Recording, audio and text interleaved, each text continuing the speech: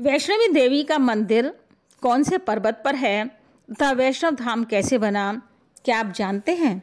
नहीं तो चलिए आज इस पर चर्चा करते हैं।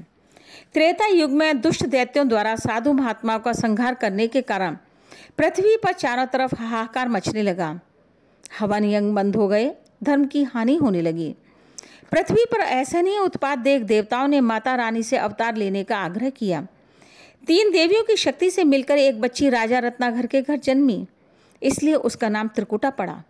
ऐसा माना जाता है कि यह विष्णु भगवान के अंश से जन्मी तथा माता वैष्णवी कहलाईं। बचपन से ही त्रिकुटा के अद्भुत कार्यों के कारण सभी नर नारी दर्शन के लिए आते, जिसके कारण ख्याति दूर दूर तक फैल गई। एक दिन त्रिकुटा ने राजा रत्नाकर से महल में मन न लगने के कारण सागर के किनारे एक छोटी सी कुटिया बनवाने का अनुरोध किया। राजा ने कुटिया बनवा दी और त्रिकुटा उसी में तप करने लगी। त्रिकुटा की सच्ची भक्ति से खुश हो सूर्य भगवान ने एक दिव्य कमंडल तथा अनेकों वरदान दिए। उस दिव्य कमंडल में से कभी भी भोजन खत्म नहीं होता था, यह उसकी एक विशेषता थी। जो भी खाने की इच्छा होती थी वह भी बनकर तैयार हो जाता था।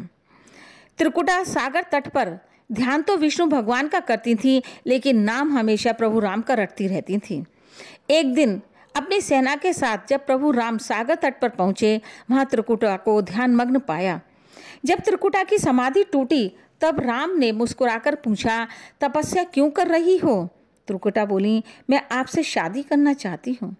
प्रभु राम बोले, मैंने एक पत्नी व्रत ले रखा है और इस जन्म में मेरी पत्नी सीता है, अतः मैं शादी नहीं कर सकता, लेकिन कलयुग में कल्कि बनकर अवतार लूंगा और तुम्हारी इच्छा जरूर पूरी करूंगा।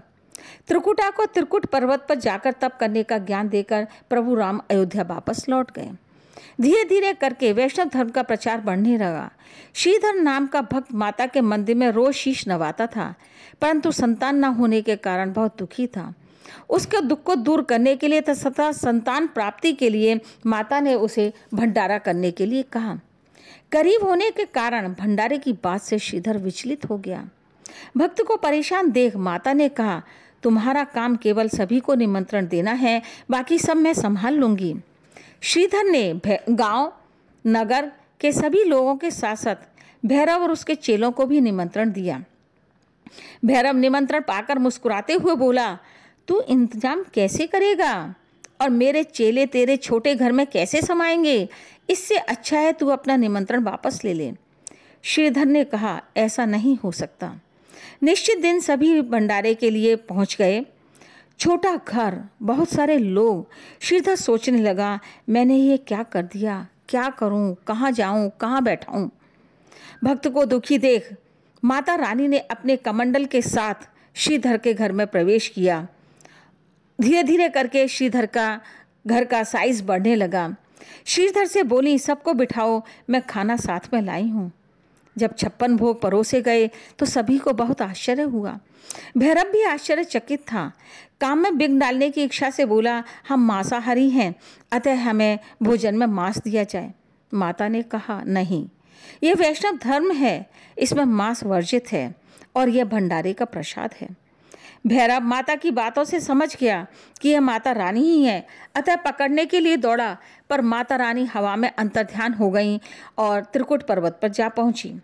त्रिकुट पर्वत पर पहुंचते ही माता ने हनुमान जी से कहा, मैं गुफा में 9 महीने तक तप करूंगी, तुम गुफा के बाहर खड़े रहना, क्योंकि भैरव मुझे पकड़ने के लिए निकला है और मेरी तपस्या भंग करेगा। हनुमान जी गुफा के बाहर खड़ा होकर के पहरा देने लगे। उस गुफा में माता ने रात और दिन तपस्या की, इसी कारण उसका नाम अर्धकुंवारी पड़ा।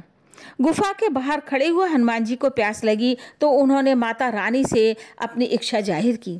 माता ने एक बाण चलाया। बाण के चलते ही धरा से धारा फूटी और उस जगह का नाम वाण गंगा पड़ गया। इसी बीच भैरव वहां पहुंच गया। भैरव के पहुंचते ही हनुमान जी और उसमें युद्ध होने लगा। भैरव ने हनुमान जी को हरा दिया। अब माता वैष्णवी ने भैरव का काल बनकर उसके सिर को काट दिया।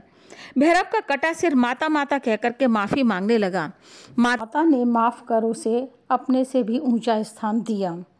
इसलिए हमारे वेद पुराणों में कहा गया है कि चाहे पुत्र कुपुत्र हो जाए, पर माता कुमाता नहीं होती।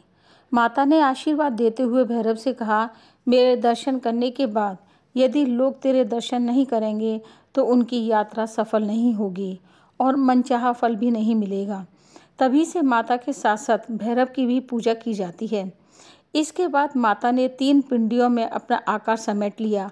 आज इन्हीं 3 पिंडियों की पूजा की जाती है। ऐसा भी मानते हैं कि श्रीधर के वंशज आज भी माता रानी की पूजा